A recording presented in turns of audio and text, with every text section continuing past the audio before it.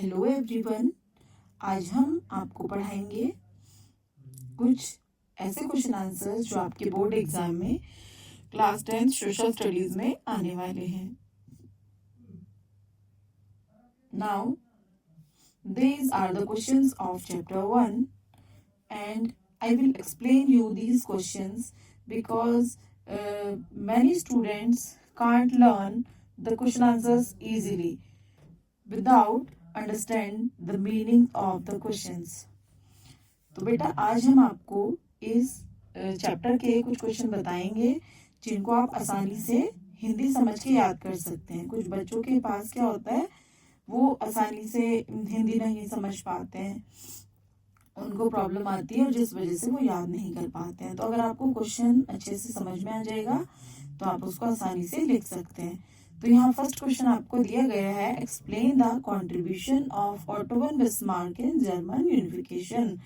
तो जर्मन के यूनिफिकेशन में यानी जर्मनी के एकीकरण में ओटो वन बिस्मार्क का क्या योगदान था। कॉन्ट्रीब्यूशन यानी कि योगदान, contribution of auto von Bismarck in German unification. Nationalist feeling started spreading among the middle class Germans। तो जो ओटो वन बिस्मार्क हैं उन्होंने जर्मनी के एकीकरण में क्या किया, लोगों की जो मिडिल क्लास लोग थे उनकी जो फीलिंग्स थी उनमें राष्ट्रवाद आ गया, नेशनलिज्म आ गया उनमें, जिससे 1848 में जर्मनी में क्या हो गया बेटा, अलग अलग पार्ट्स में वहां पर उस जर्मनी जो है उसके डिफरेंट पार्ट्स में उन राज्यों को इकट्ठा करने की कोशिश की गई, जिसमें एक सरकार बनाई गई, सिंगल गवर्नमेंट।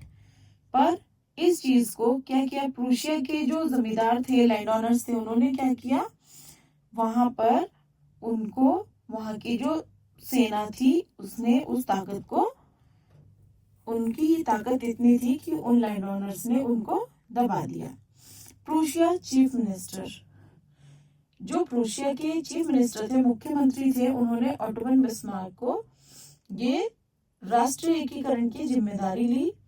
प्रूशिया की जो सेना थी और उसके जो नौकरशाही लोग थे वहां पर, उनकी मदद की और उन्हीं के नेतृत्व में यानी कि under the leadership he fought 3 Wars उन्होंने लड़ी over 7 years with Austria, Denmark and France।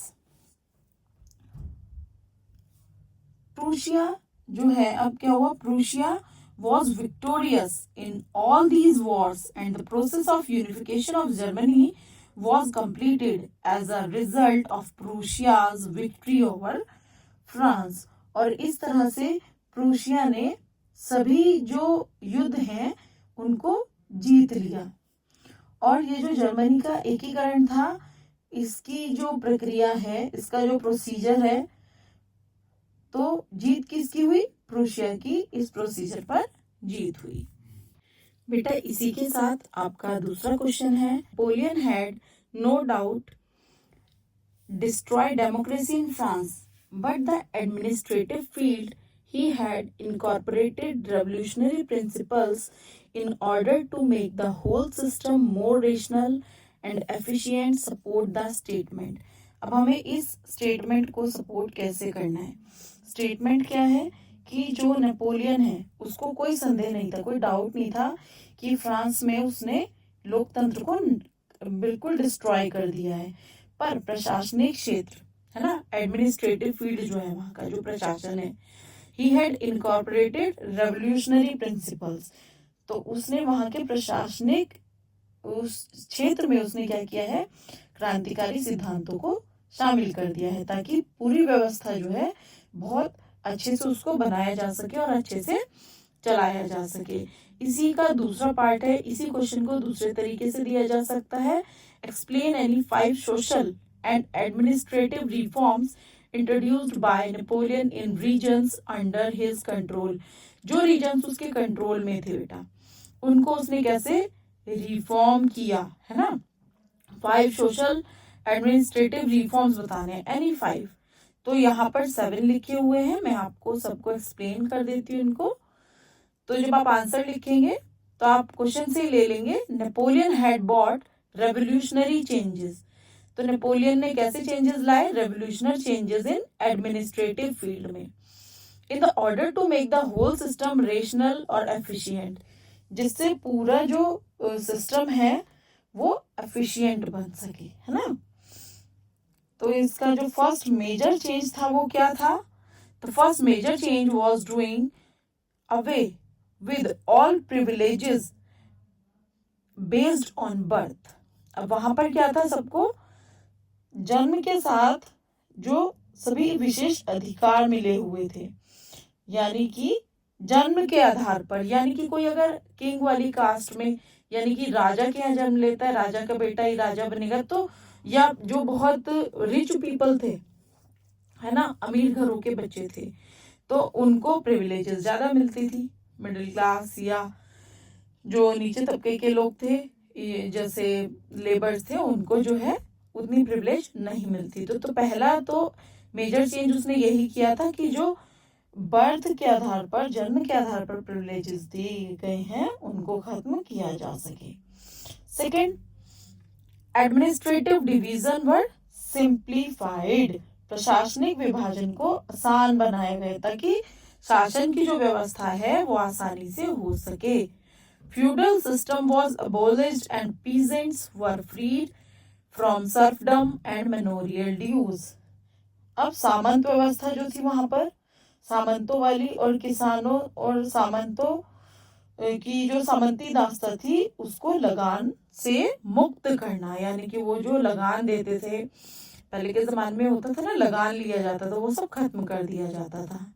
In towns guilds restrictions were removed. शहरों में गिल्ड को प्रतिबंधित कर दिया गया था, हटा दिया गया था। And transport and communication system were improved, यानी यातायात साधनों को काफी अच्छी तरह से इम्प्रूव कर दिया गया था, यानी लोगों में ट्रांसपोर्टेशन अच्छे और लोगों में कम्युनिकेशन जो है बहुत अच्छा था। Peasants, artisans, workers and new businessmen enjoyed a new found freedom. अब जितने भी किसान, शिल्पकार, मजदूर और नए नए व्यापारी थे उनको काफी फ्रीडम मिल गई थी, जिससे समाज में भी क्या हो गया था, एक गति मिल गई थी, समाज को एक गतिशीलता आ गई थी समाज में।